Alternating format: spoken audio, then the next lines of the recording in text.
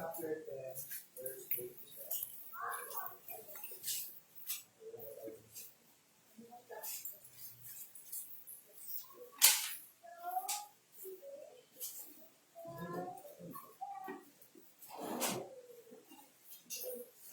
John chapter 10, verse 27. Isang verse lamang po.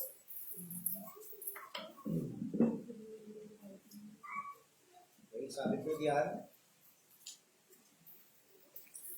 "My sheep hear my voice, and I know them, and they follow me." At manalangin namin Diyos na sa lahat, Panginoon, maraming salamat po Diyos sa umaga nito. Maraming salamat sa pag-aawitan, sa mga specials, awitin ng choir, sa salita na namin nabasa. Maging sa presensya po ng bawat kapatiran, ng bawat sa Diyos. Salamat po Panginoon na kami yung pangunahan muli sa pag-aaral sa Diyos.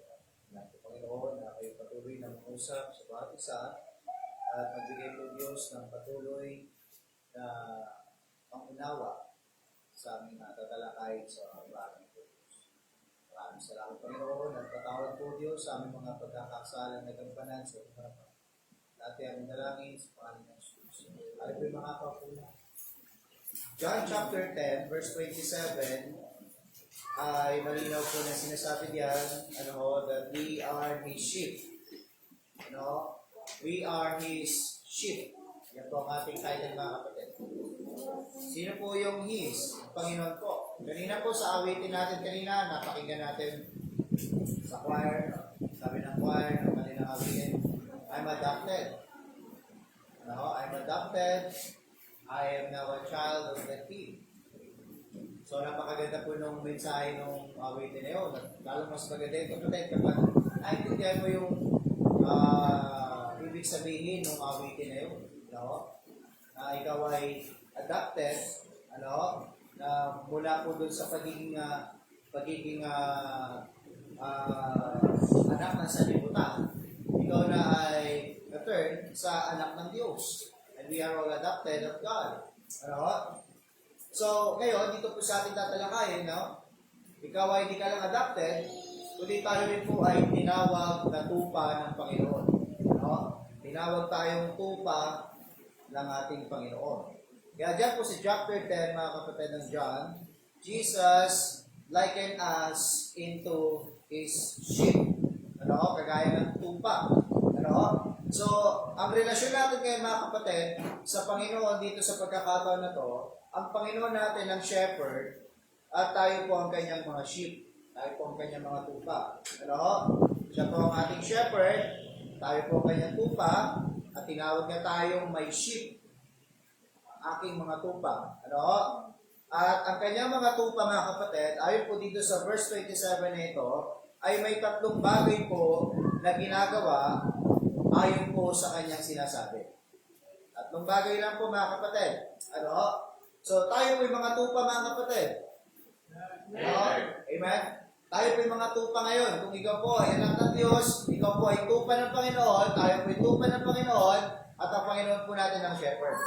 At bilang isang tupa ng Panginoon, may tatlong bagay po dito na binanggit ng Panginoon na ginagawa ng kanyang mga tupa.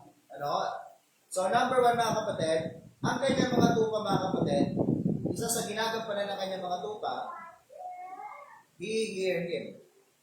Hear him. Pinapakinggan, sabi sa verse 27, my sheep hear my voice. Hear. Napapakinggan, naririnig, nadidinig. So sabi ng Panginoon dyan, hear my voice.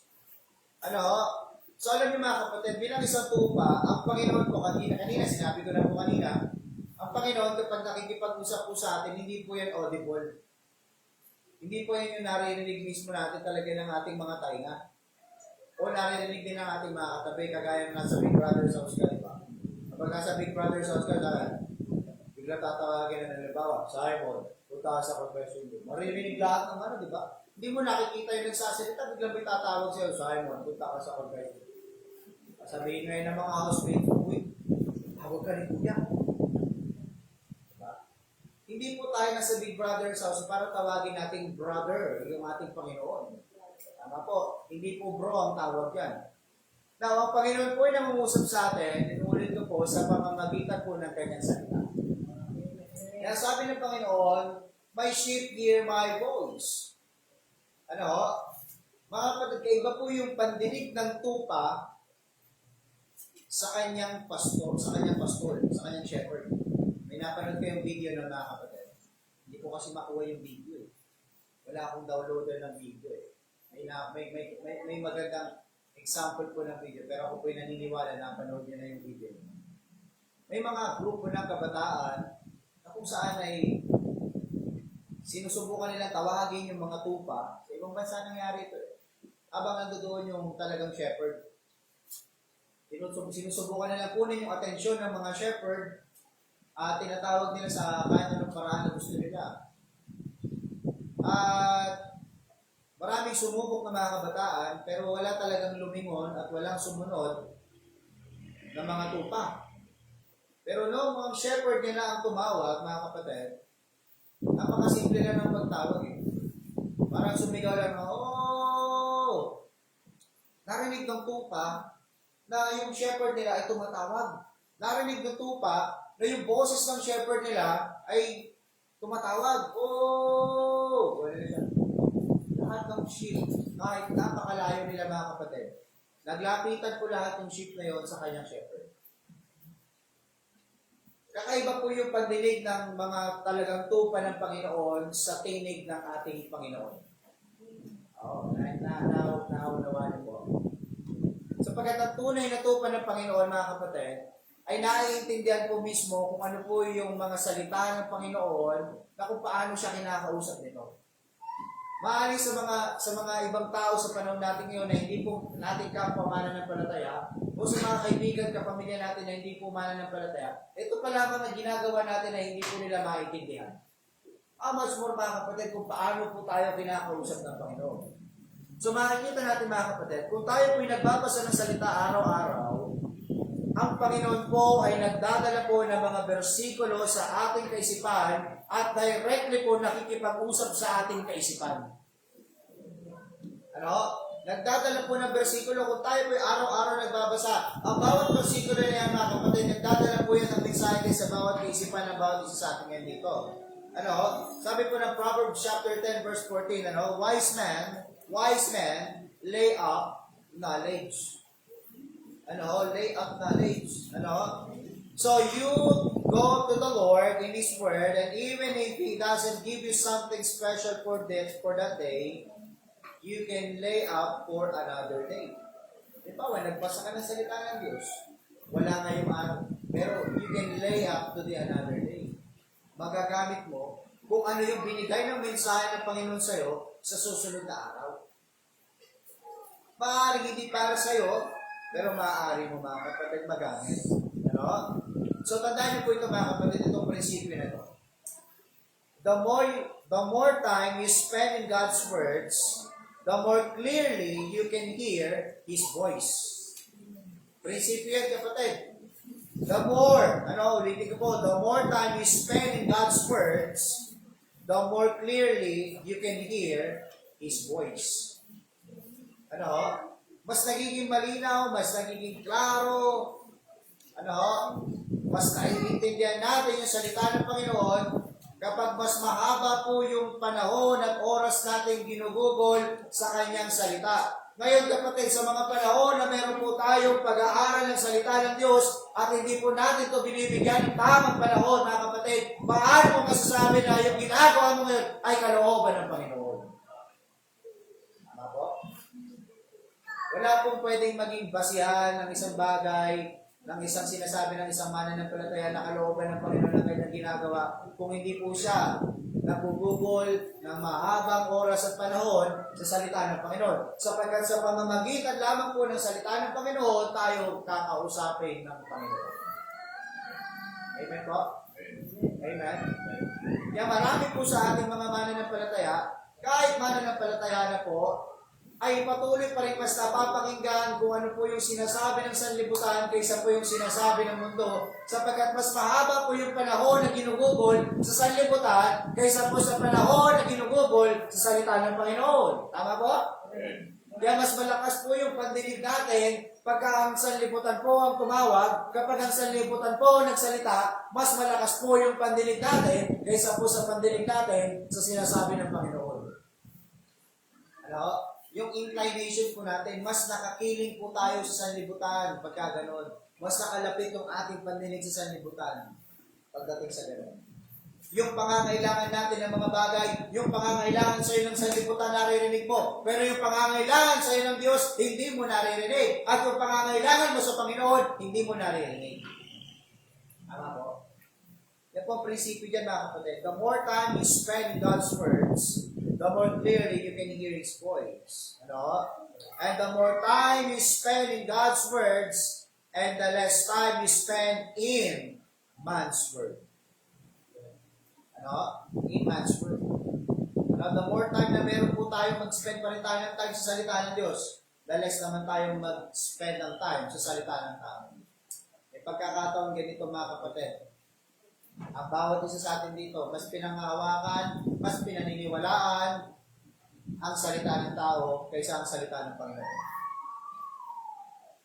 Hindi man araw-araw, pero may pagkakataon, mas nagiging batas ang salita ng tao kaysa sa salita ng Panginoon.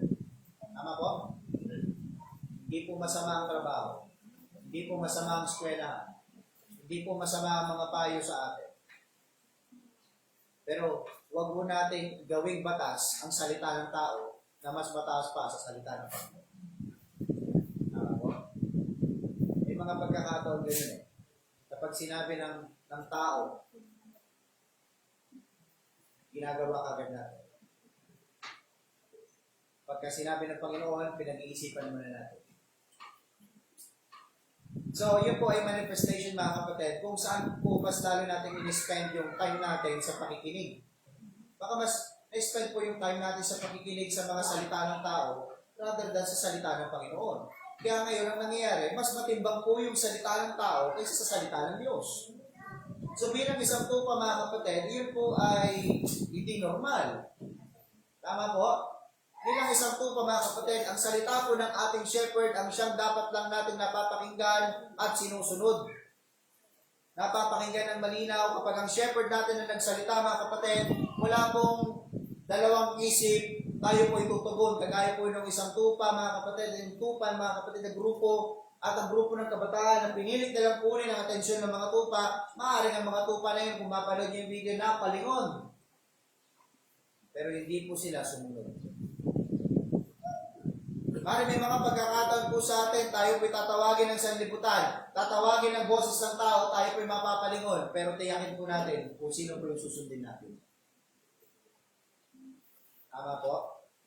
Ano? Pangalawang prinsipyo yan, mga kapatid, na makikita natin sa point number 1 natin. Ano?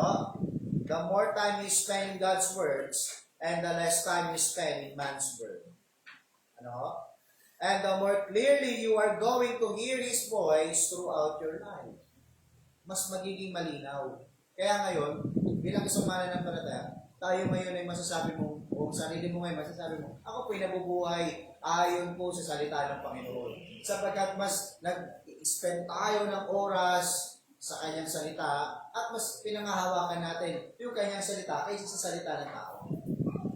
Kaya po tayo distracted, kaya po tayo occupy ng sanlibutan ngayon ng mga bagay dyan sa mundo, sa paligid natin, sapagkat hinayaan po natin na tayo po ma-occupy ng ganyan. Pinili natin yan. Pero tandaan niyo, mga kapatid, sa bawat desisyon na ginagawa natin, lagi po yan may consequences. Either good or bad consequences. Basta lahat po ng ginagawa mo, lahat ng pinapasok mo, lahat ng inuuna mo, lahat po yan may consequences yan. Ano? Lahat ng desisyon na ginagawa natin. Ano? Kaya mga kapatid, maging maingat po tayo, maging sa pakikinig din po sa mga strangers sa paligid natin.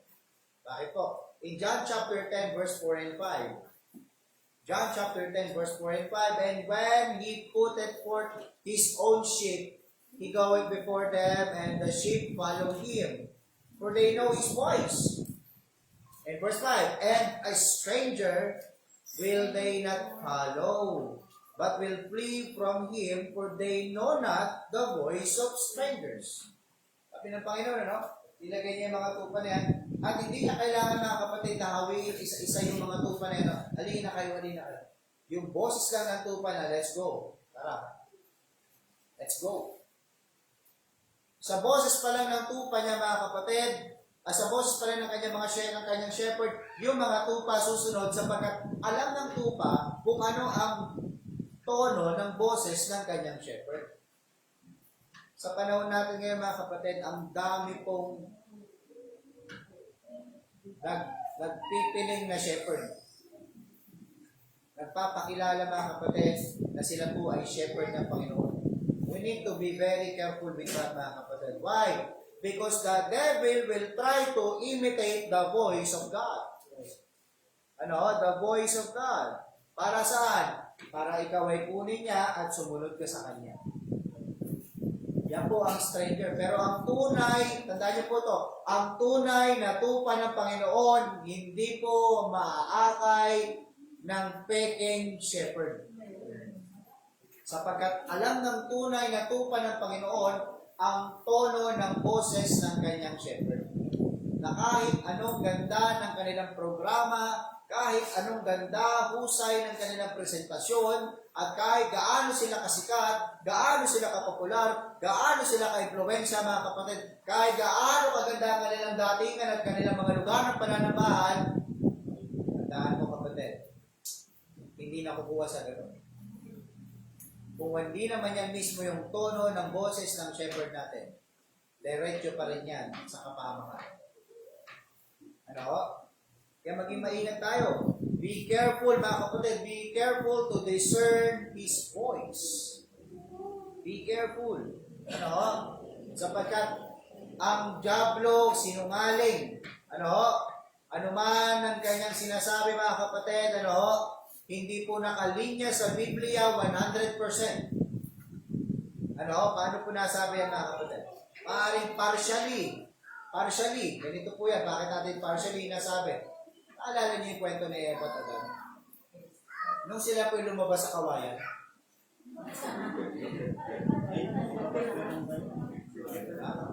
Pastor, maligas, malakas at maganda yun. Diba? Kailangan mo sabay sila lumabas.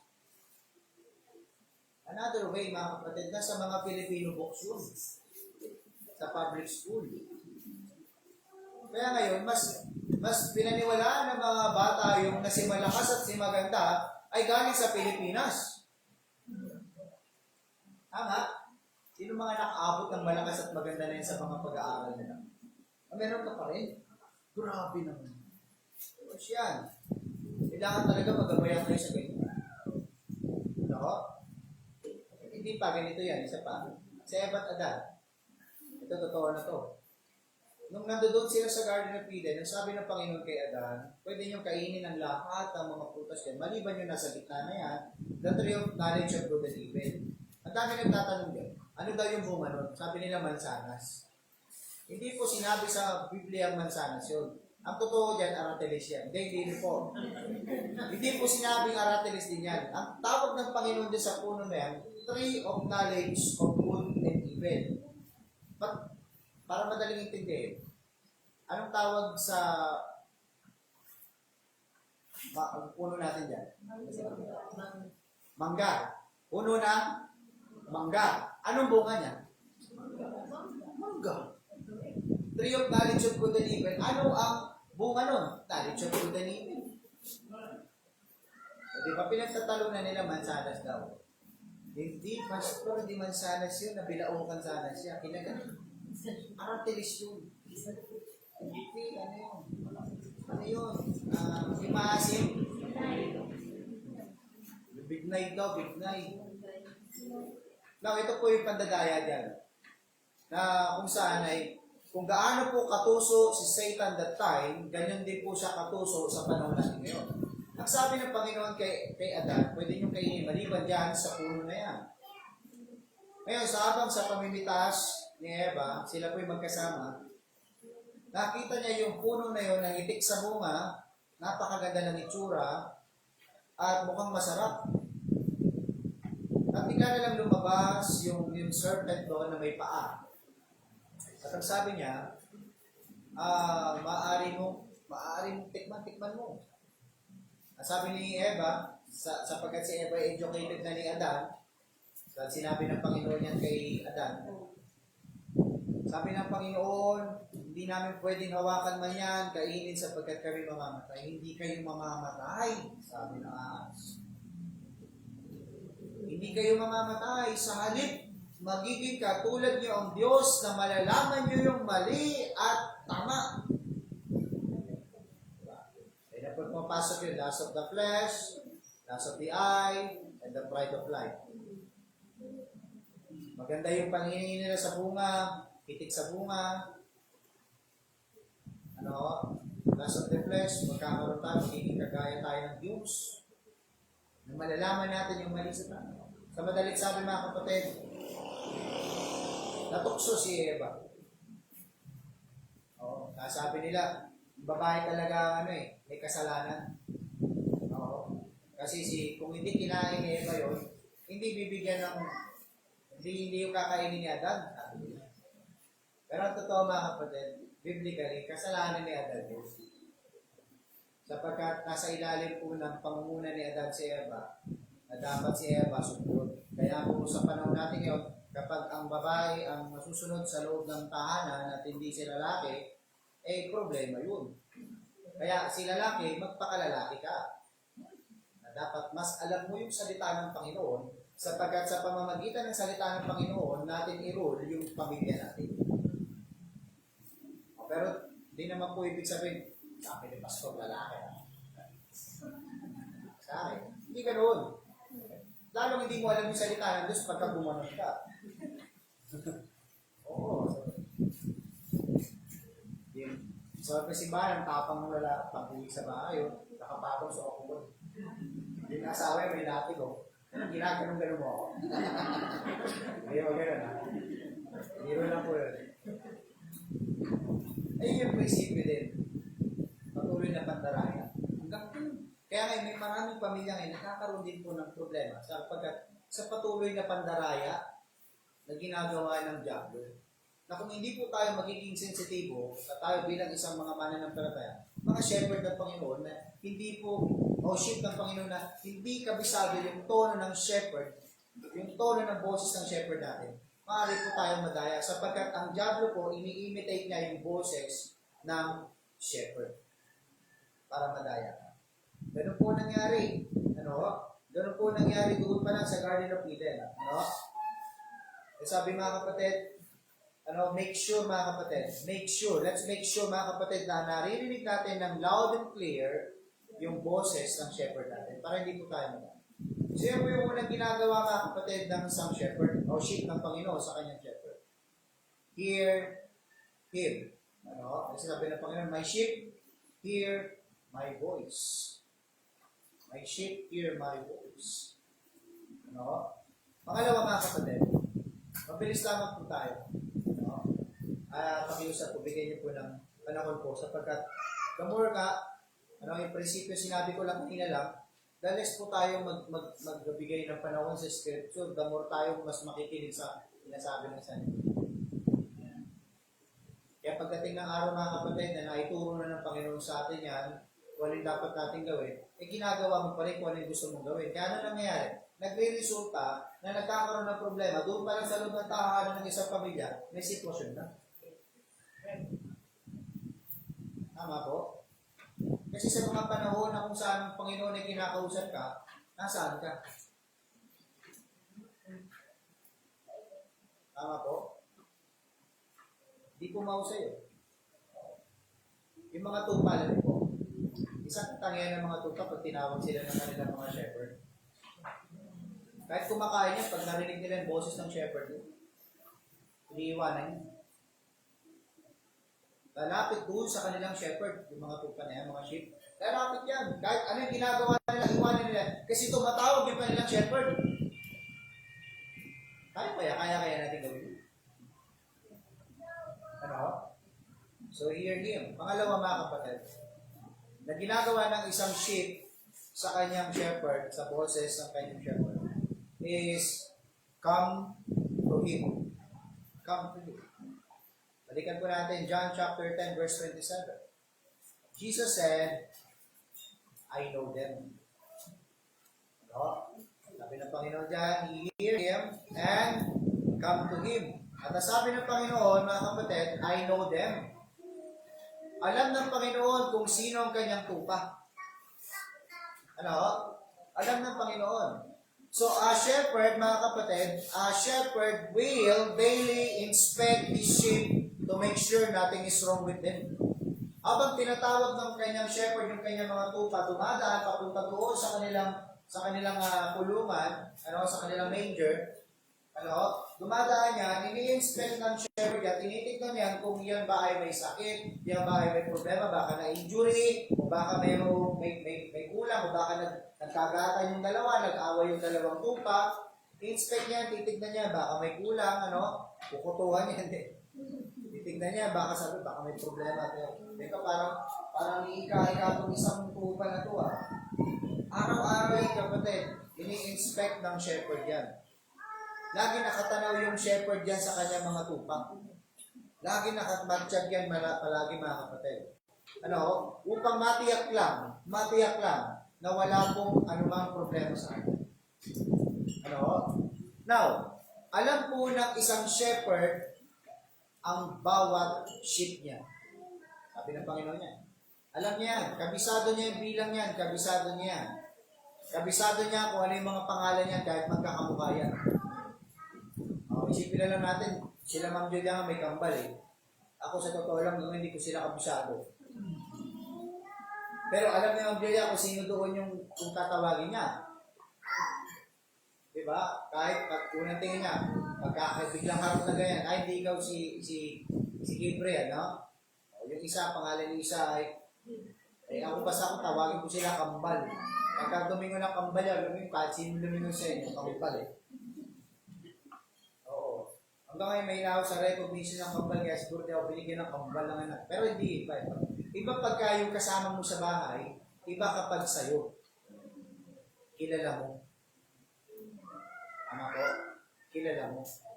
Kaya ganun tayo mga kapatid. Tayo sa Panginoon, kilala tayo ng Panginoon. At alam ng Panginoon kung may problema ka.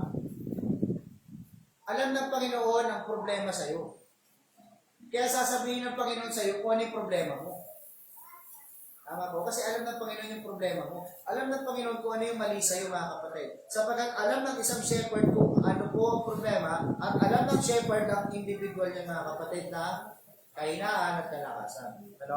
He knows everything about them. Alam niya personally, alam niya yung habits, alam niya yung kalusugan, alam niya yung kondisyon, alam niya yung mga kalagayan ng katawan niyan. Sapagkat bakit po? Bakit? Because He spends so much time with them that they are like pets to Him.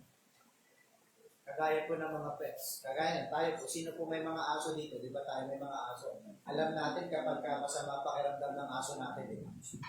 Pinaka talagang antigong aso dito yung kila Atios eh. Oo. Buhay pa hanggang ngayon. Kaya kahit gusto mo sila lamutakin, hindi mo na pwedeng lamutakin kasi bakit? Pagtatanungin mo yung may-ari, bakit hindi na sila pwedeng lamutakin? Kasi ganito po yan, Pastor. Meron ng mga sakit-sakit na dito. Alam nila. Kaya alam ng mga amo kung paano nila hahawakan yung kanilang pet, kabisado. At may aso pa nga, di ba? Meron pa nga tumor yung isang yung aso. O, alam nila may tumor. Hindi pa na-biopsy, pero alam may tumor. Gano'n kakilala ng isang shepherd yung kanyang sheep. Mula ulo hanggang paa, mula loob hanggang labas. Akalain mo, alam din nila, Atias, yung gustong higaan ng pet nila. Alam nila kung saan natutulog yan. Alam nila kung anong ugali. Alam nila kapag yan naniligaw. Kabisado lahat, kapatid. Ganyan din po tayo sa Panginoon. Mula ulo hanggang paa, mula loob hanggang labas. Kabisado ka ng Panginoon. Kaya alam ng Panginoon kapag ikaw po may problema, may sitwasyon, ibibigay ng Panginoon yung solusyon. Anong dapat natin gawin? Balikan natin yung una. Kailangan ng tama. Sapagkat alam ng Panginoon kung sila. Kilala. We need to spend more time. Kagaya po ng pag-spend po sa atin ng panahon ng ating Panginoon. Kung iniisip natin, parang malayo yung Panginoon, parang wala naman dito yung Panginoon sa akin, hindi ko naman nararamdaman. Yun ang akala ko. Why? Because God is spending much more time overseeing to us. Kagaya po kung paano tayo overseer ng mga magulang natin, sa mga may magulang pa po dito. Kung paano kayo overseer, kilala ka ng magulang mo. Kaysa sa kilala mo yung sarili mo. Oo. Kilala ka niya. Si Baby Lois, Baby Lois pa rin lagi ko tawag. Pagka binabantayan ni Tito Carl niya yan, minsan ninabutan namin nagtatantrums. Hindi maintindihan ni Carl kung ano yung gusto niya. Pero nung dumating na kami ni nanay, naibigay namin kung ano yung itinatantrums niya. Dahil alam namin kung bakit siya nagtatantrums. Ay, bakit siya? Hindi naman actually tantrums talaga. Parang may hinihingi lang siya, parang gutom. Alam namin kung ano yung gusto niya. Dahil kabisado namin siya. Ay, hindi maintindihan ni Tito Carl. Binigay niya na yung lahat ng alam niyang kaya niyang ibigay. Maliban sa pera. Hindi niya kaya ibigay yung pera. Pero kaya magiging ng pera. O, diba? Binigay, wala talaga ako yan. Hindi ko talaga mapatahimik. Hindi ko talaga mapatahimik, sabi niya. Kasi hindi mo alam, hindi mo kabisado. Pero di kasalanan ni Carlo. Walang kasalanan si Carlo. Yung kasalanan niya lang, yung tao.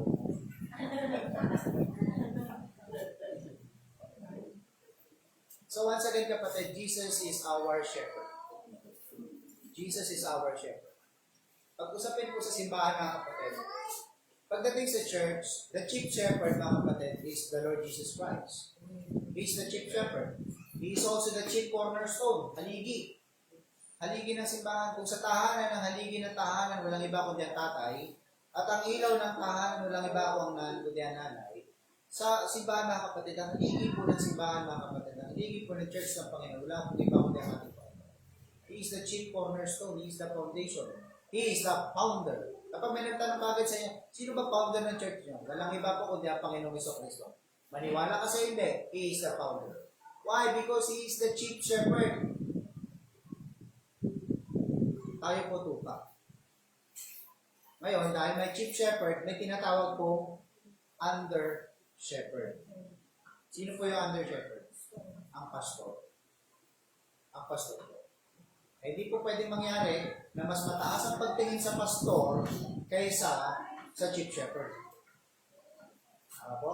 Hindi po pwedeng mas takot tayo sa pastor kaysa sa chief shepherd. Yun. Pagka ganun, hindi na tayo tuka ng Panginoon. Ano? Tayo po ay mga tuka na ng pastor. Tawag doon, mga kapatid, kung may idolatry po, mga kapatid, mayroon po tinatawag na pastor latry. Ano po? So kami mga pastor, inutusan lang din po ng Panginoon to oversee ng bawat isa sa amin dito. To oversee. Ano? So Jesus is our shepherd. And He knows you better than you know your own self. Do you believe that? Mas kilala ka ng Panginoon more than sa kung paano mo kilala yung sarili mo. Do you believe that? Ano? So in Psalm chapter 139, tignan po natin. Ibuksan natin yung Biblia natin. Ano? Psalm chapter 139.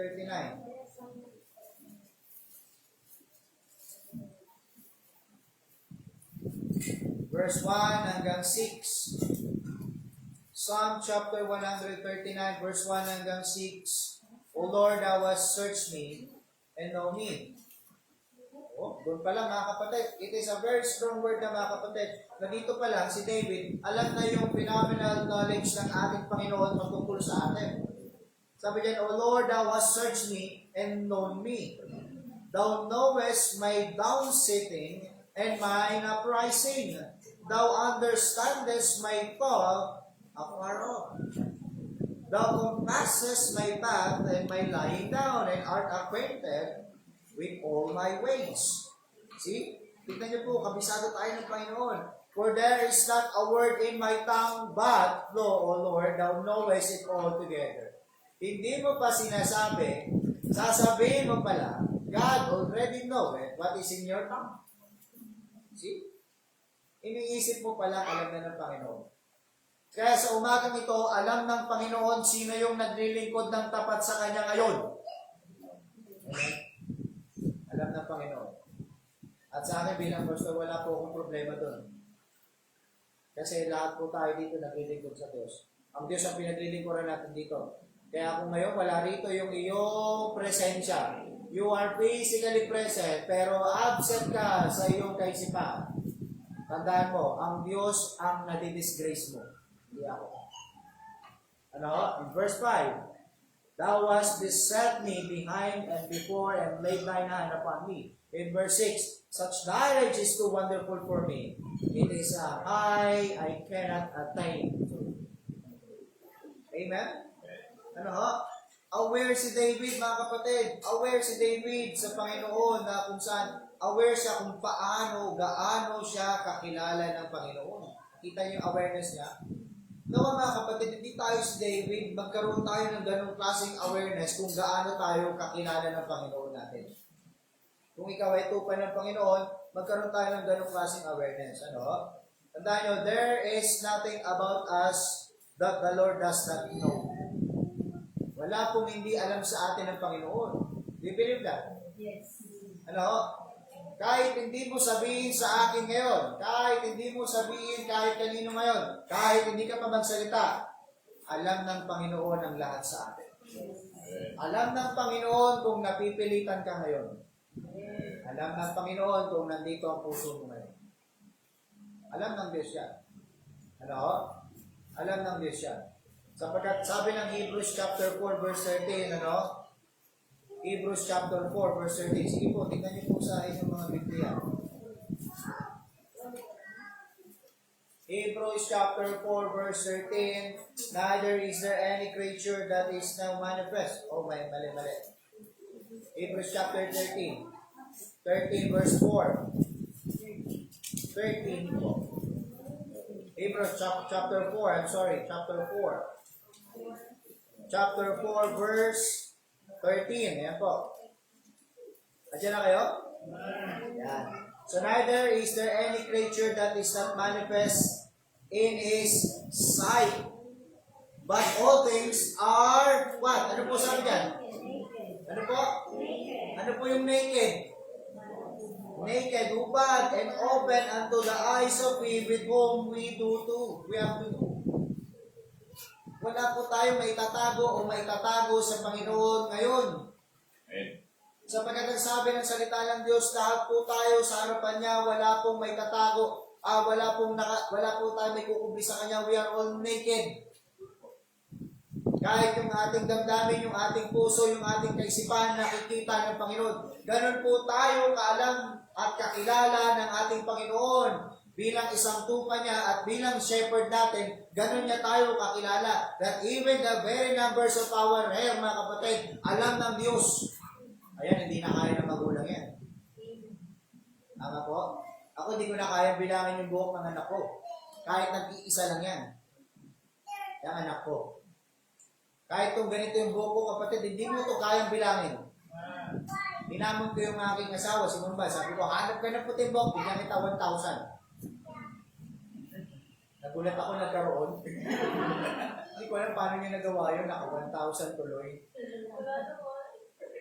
Siyempre fake news lang. Sabi ko, hanap mo ako dyan. Kahit 1 daw, wala. 1,000 mo kaya.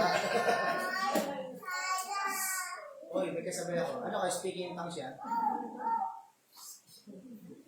So yan po, alam ng Panginoon.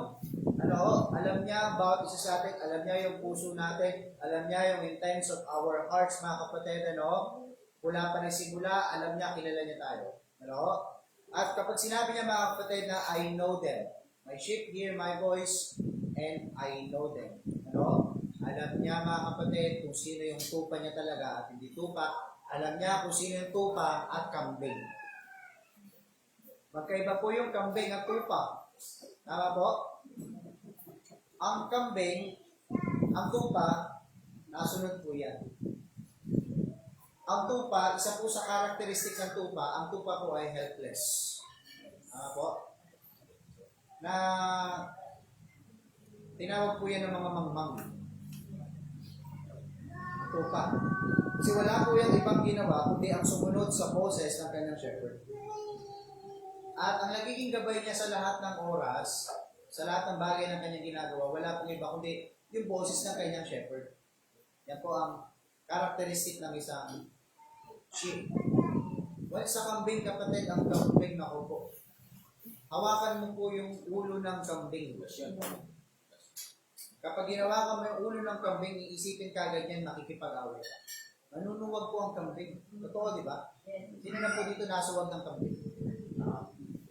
Sabi nila doon sa isang simbahan, somewhere in province, no? May isang simbahan doon walang bakod. Ngayon, palabas-pasok yung mga kambing. Labas-pasok yung mga kambing. Kasi ang kambing, kapag nakita nila gaganon-ganon, akala mo malalaban. Pinakita sila na membro na gaganon-ganon. Hindi pala. Tulog na dun sa preaching ni Pastor na ako, nakita ng kambing sa tapos. Lalaban ka. Sabi ng membro. Sabi ng kambing.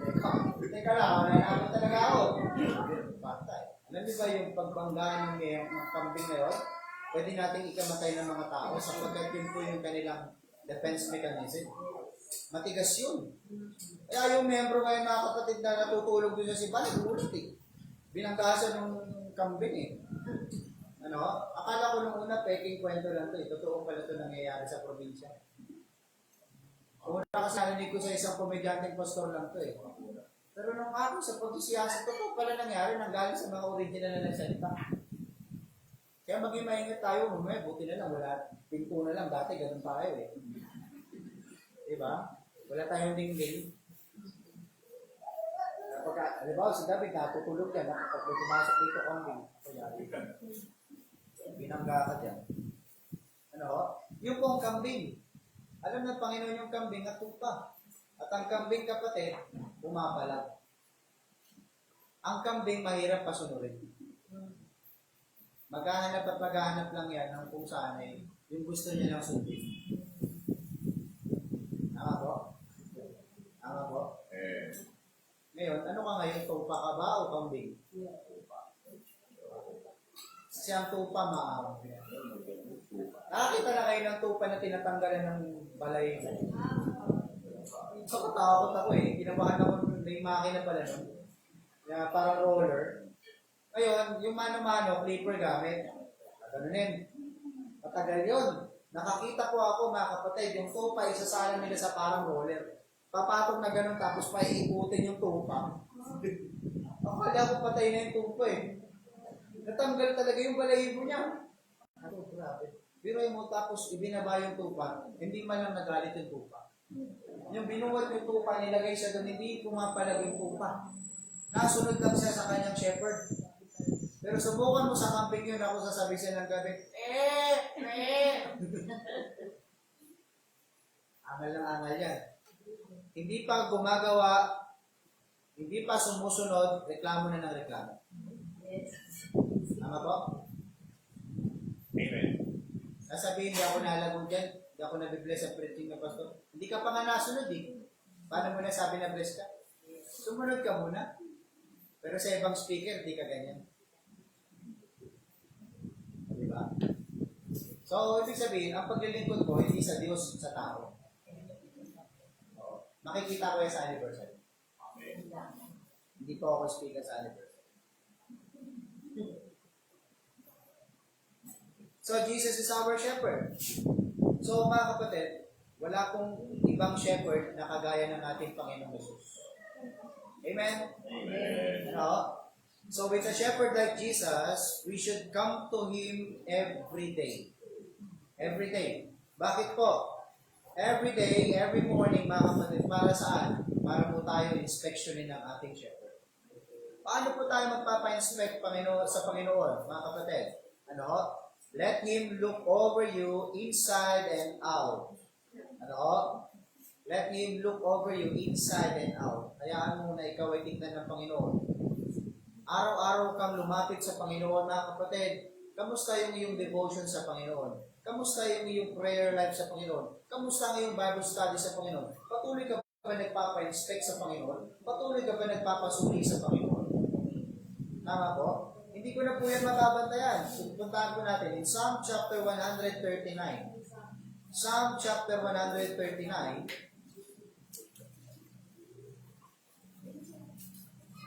verse 23 hanggang 24. Psalm 139, verse 23 and 24. Sabi po dito ng psalmist, search me, O God, and know my heart. Try me and know my thoughts. And see if there be any wicked way in me, and lead me in the way, what?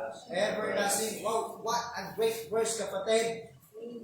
Na kung saan kasama po sa panalangin natin sa Panginoon, na lagi tayong nalapit sa Panginoon, na lagi tayong magpapasuri, lagi tayong magpapacheck up, lagi tayong magpapakonsulta, ano? At ano man na kapatid ang lumabas dyan, tandaan po natin sa pagresulta ng Panginoon, sa pagkakaroon po ng inspeksyon ng Panginoon, tandaan mo, ano man ang maging resulta niya, tandaan mo, ang Diyos magbibigay po ng instruction.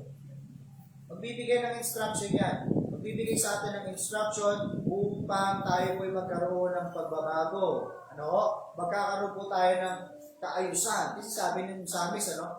Kung meron ka mong pamatag po ang wicked things sa akin, ilid mo ko sa to everlasting. Pero tanda mo kapatid, ganito po yan. Sa mga panahon na tayo po ay ipopurge ng Panginoon, masakit. Masakit. Kasi po, yung po yung tinatawag na disiplina. Kapag ang Panginoon po nagbigay po ng reproof, alam mo kapatid, kung ngayon po, physically kasama natin ng Panginoon, maaari niya masabi ngayon kung ano yung estado ng puso natin. Kasi alam mo yung mga Pharisees, yung mga Sadducees, taasan niya kagad sinabi mga ulo ng ulo ko. Vipers. Tama? Mga vipers. Imagine kapatid. Nandito ka sa simbahan ngayon, di ba? Dito tayo sa simbahan ngayon. And we are serving God. At part ng ginagawa natin sa Panginoon ngayon ay pinapaintulutan natin ng Panginoon ma-inspect tayo ngayon. Ngayon, sa tingin mo, ano makikita ng Diyos sa iyo ngayon? Ano makikita ng Diyos sa iyo? Kapag ikaw ay pinurge ng Panginoon ngayon, matatanggap po ba? Alam mo, minsan, ang purging ng Panginoon, purging yung pagtatanggal ng mga bagay na kung saan ay hindi po marapat o nararapat sa atin. Usually, ginagawa po yan sa pag-aalaman. Sa pag-aalaman. Kapag gusto po yung halaman mo ay maging maganda ang tubo, minsan, tatanggalin natin yung mga unwanted na bagay dyan. At hindi po yan inihimas lang mga kapatid. Ikakat po talaga yan. As in, tatanggalin po talaga yan. Sa buhay natin, pinagsamprisyanan po yung mga dapat tanggalin. Tanggalin po sana sa atin ng Panginoon yung mga bagay na kung saan maaari makahadlan sa pakikinig natin sa Panginoon. Tama po? Kasi noong unang puntos pa lang natin, sa ganung paraan natin maririnig na tayo kinakausap ng Panginoon. Paano kapag katulog tayo, kakausapin tayo ng Panginoon? Wala pong natututo sa tulog. Tandaan mo yan. Wala. At part ka mga kapatid na dapat i-purge sa atin, 16 years na tayo sa church at mas matagal ka pang Kristiyano kaysa sa church ang iba sa atin dito, dapat mas alala. Opo. Disiplina, kapatid. Kung gaano po ka-aware si David, kung gaano siya kakilala ng Panginoon, kaya ganun kaingat na lang si David sa kanyang ginagawa, sapagkat aware siya kung gaano siya kakilala ng Panginoon. Aware siya. Tama po? So, ayan po mga kapatid, ano? He knows you. God knows you. Kilala ka ng Panginoon. Kilala tayo ng Panginoon. Ako, ikaw, kilala ng Panginoon. Yan, nasa isip mo ngayon, alam ng Panginoon. Alam mo, kahit pumunta ka ng simbahan, kahit lagi ka nasa simbahan, alam ng Panginoon kung yung puso at kaisipan mo nasa simbahan. Right. Alam ng Diyos yan. May kanta, di ba? Alam niyo kanta na He Knows My Name.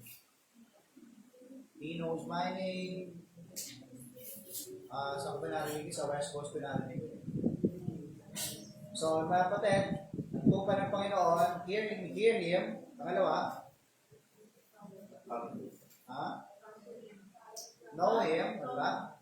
Thirdly, mga kapatid, last na ito mga kapatid. Follow Him. Doon lang din sa verse na yun eh. Follow Him. So if you will not follow God, God will make follow you. Diba ganun yun eh? Totoo po yun. Maaaring sabihin natin, parang nakakatawa na yung verse. So if you will not make follow God, God will make follow you. Ganun din po prinsipyo ng mga magulang natin. Tama po? If you will not follow me, I will make follow you. Follow. Para ma-straighten ka, mailagay ka sa tamang landasin. Yung pagpalo ng Panginoon, paghawi niya, yung pag-chasing niya sa atin, paghawi niya, papunta pabalik sa kanyang kalooban. Alam, minsan masakit. Diba? Masakit. Follow Him. Balikan natin John chapter 10 verse 27. John chapter 10 verse 27. My sheep hear my voice, and I know them, and lastly, and they follow me. Ano? So it's one thing to hear God's voice and to come to Him, your personal daily. Yan po yan. Personal daily yan mga kapatid. We listen to the voice of God and we come to Him into our prayer. Ginagawa natin yung dapat palagi. Ano? Yung we come to Him daily mga kapatid, yan po yung inspection. Now, but as His sheep, we must also follow Him. Bilang po pa rin, kailangan din natin sumunod. Ano? Kahit saan po tayo dalhin ng Panginoon, kailangan po nating sumunod. Do you believe that? Kahit saan po tayo dalhin ng Panginoon, basta Panginoon po yung tumawag at nag-lead sa atin mga kapatid, sumunod tayo. Usually mga kapatid, dadalhin tayo pa ng Panginoon natin bilang ating shepherd, dadalhin niya po tayo doon sa green pastures. Ano? Green pasture para sa Kanya mga kapatid. Ano? At patuloy niya rin tayo mga kapatid gagabayan beside the still waters. Amen? Psalm chapter 1. Ano? Psalm 23 mga kapatid, nakikita natin yan. Ano? So marami tayong mga pinagdadaanan even in the shadows of death. We need to follow God. Ano? Sabi ng hymnal natin, follow, follow, I will follow Jesus. Diba? Anywhere, everywhere, I will follow on. Sunod lang. Alam niyo paano tinawag si, alam nito, si Abraham. Si Abraham. Ano? Si Abraham, paano po siya tinawag ng Panginoon? Si Abraham po ay galing po sa pamilya ng mayaman talaga. Mayaman talaga yung angkan nila eh. Mayaman yung tatay niya. Pero sabi ng Panginoon sa kanya, nung tinawag siya ng Panginoon, tinawag siya ng Panginoon, sabi ng Panginoon sa kanya, Abraham, sumunod ka sa akin, follow me, at dadalhin kita sa lugar kung saan kita pagpapalain. Now, ang tanong kapatid, alam ba ni Abraham kung saan yung lugar na yun? Ayon sa story na, that is a very common story. Ano, common na sequence na nangyari sa Biblia. Hindi alam ni Abraham yun. At wala pa pong Google Map para malaman mo kung anong lugar na yun. Nowadays, mga kapatid, ang mga missionaries ngayon, nagkakaroon na kagad sila ng idea patungkol sa pupuntahan nilang lugar, di ba? Dahil sa pamamagitan ng technology. At sasabi na natin, tinatawag sila ng Panginoon sa foreign countries. Pero pagpunta nila, bago sila pumunta sa foreign countries, nandito sila sa base muna nila na pinag-aaralan mo nila yung culture na pupuntahan nila, di ba? Nangyayari yun, di ba? Para maging effective sila doon. Mas madaling mag-mission ngayon kaysa noon. Walang technology noon eh. Ngayon, sabi ng Panginoon kay Abraham, follow me, lumabas ka dyan sa poder ng iyong tatay, at dadalhin kita sa lugar kung saan kita pagpapalain. Ang madalit sabi, hindi na tinanong ni Abraham, Lord, anong lugar yun? Saan lugar yun? Anong meron doon? Baka kakain ba ako doon? Baka naman mapahamak ako doon. Hindi niya tinanong yung kapatid. But instead, immediately, hinandaan niya yung kanyang mga kasama, sumunod siya sa Panginoon. At dinala siya sa lugar na kung saan nga talaga siya i-bless ng Panginoon. Tama po? The same with us mga kapatid, as a sheep, bilang isang tupa ng Panginoon, we need to follow our shepherd. Kahit saan po niya tayo dalhin, we need to follow him. We need to follow him. Ano? So no one, mga kapatid, no one in the universe knows better where to lead you than he does. Wala po rito, nakakalam kung paano kainin. Kaming ang Panginoon yan. Ano? So, hindi po tayo magkakamaling sumunod sa Panginoon. Ano? Siya po ay maglilid sa atin habang tayo po'y lumalago. Ano? Yung mga lumalago lamang po sa pananampalataya sa Panginoon ay yung mga sumusunod sa Panginoon. Naniniwala po kayo? Hindi ka lalago kung hindi ka po nasunod sa Panginoon. Ano?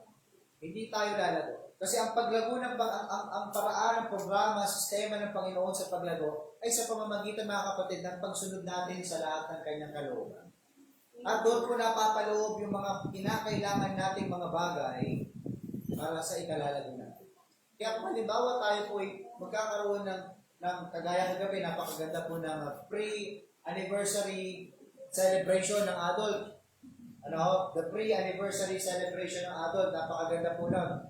At mula po sa bagay na may nagsuggest po, Pastor, bakit hindi po natin ito gawin once a month? Oo, nagsuggest. Ano? Para saan? Para lang ba mayroon tayong may post sa Facebook natin? Para lang ba mayroon tayong fellowship? Hindi po, mga kapatid. Kung yun po ay gagawin natin para din po sa ikalalago ng bawat isa. Amen. Napakaganda po ng idea na yun, once a month. Pero dahil once a month na siya, siguro mas mapipigilan natin na maglibat na doon. Kasi once a month na lang. Diba? Once a month na lang. At naisip ko yun, oo nga. At napakagandang idea yun. Kasi kung laging gagawin natin ng linggo, masyado nang exhausted ang araw ng linggo sa atin. Dahil pagdating pa ng linggo, magpe-prepare pa siyempre kinabukasan niya dahil pasok naman sa trabaho. Pero kung gagawin natin Sabado siya sa mga adults natin, at nakakagulat po, biglang dumadami yung mga adults natin. Kasabay ng pagdami ay ang paglago. Hanggang sa susunod, yung mga magtuturo sa ating adults fellowship ay yung mga tatay. Oo. At ako naman yung nakaupo. Manifestation po yun ng paglabo. Maaaring paglabo. Maganda yung gano'n, ano? So, ano po yung ginagawa natin doon? Gumagawa po tayo ng paraan ng pagsunod sa Panginoon. Na binibigay niya sa atin para sa ikalalang ito. Ito yung binigay ng Panginoon sa atin, may benefit tayo. Alam niyo, ibang tao, ibang gawain ngayon, ang dami na nila nakaplanong gawain pero wala pa silang tao. Oo. Ibig sabihin talaga, ahead of time talaga yun. Programa yun. Na pag nagkaroon na ako ng tao, ganito kagad ang programa. Eh tayo, maraming tao, walang programa. Kaya lagay natin ang kausayan. Lagay natin sa order. Kaya ngayon pa lang, sinasabi ko na po, simula po tayo ng fellowship ng adult, March. Month of March, Sabado ulit tayo. Ganun ulit, dahil may pambili tayong pagkain ng adult, kain tayo. Oo, gulay uli, kasi mahilig tayo sa gulay. Oo, lahat ng gulay, kinakain ko, maliban na yung kagabi. Yung lady finger. Ipapaubaya ko na sa inyo yan. See? Tandaan nyo, wala pong nakakaalam dito sa mundong ibabaw na ito kung ano po ang pwedeng mag-lead sa'yo. Tanging ng Panginoon lang. At hindi ka magkakamali na ikaw ay sumunod sa Panginoon. At sa iyong pagsunod, kapatid, ikaw ay lalago. Ikaw ay lalago. Oo. Ano? Ikaw ay pangungunahan niya, mga kapatid, kung ikaw po ay estudyante. Ikaw ay pangungunahan niya sa tamang eskwelahan. Kung ikaw po ay naghahanap ng trabaho, ikaw po ay pangungunahan niya sa tamang trabaho. Kung ikaw po ay nagninegosyo, ikaw po ay pangungunahan niya sa tamang negosyo. Amen? Amen. Kung ikaw po ay single at naghahanap na po ng partner sa buhay, ikaw po ay ililid niya sa tamang tao. Amen?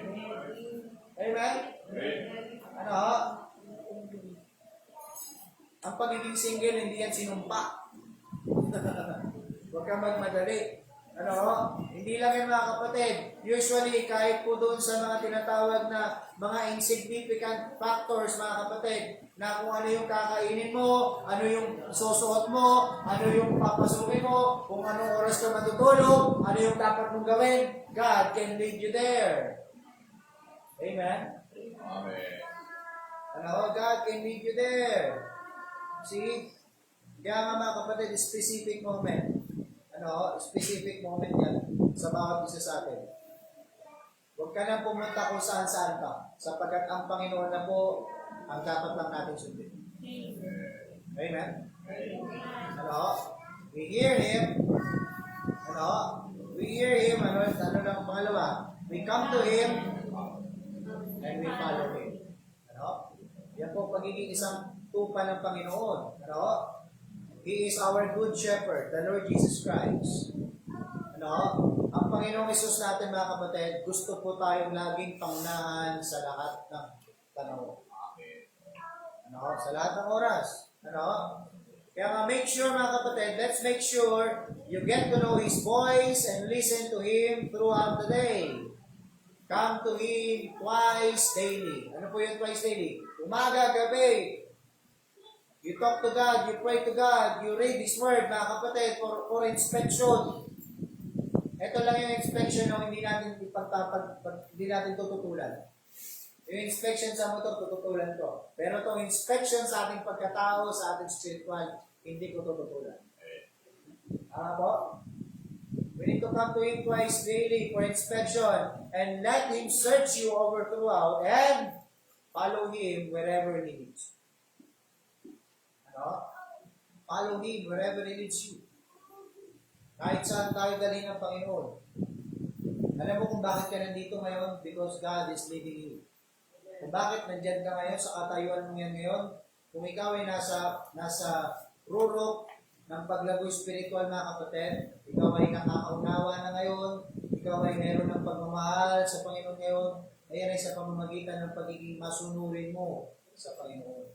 Kaya ang pagiging masunurin natin sa Panginoon ay maaaring magdala sa atin sa tagumpay. Oo, gusto nating magtagumpay sa buhay. Gusto nating magkaroon ng katwiran sa buhay.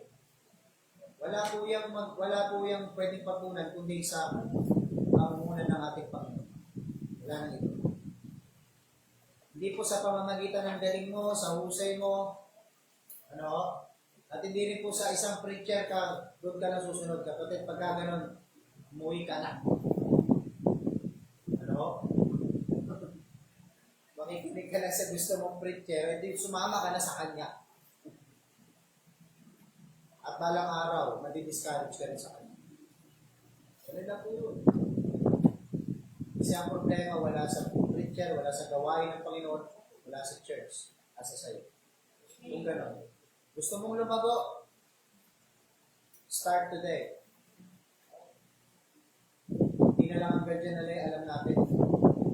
Yan na lang lagi nagagawa natin.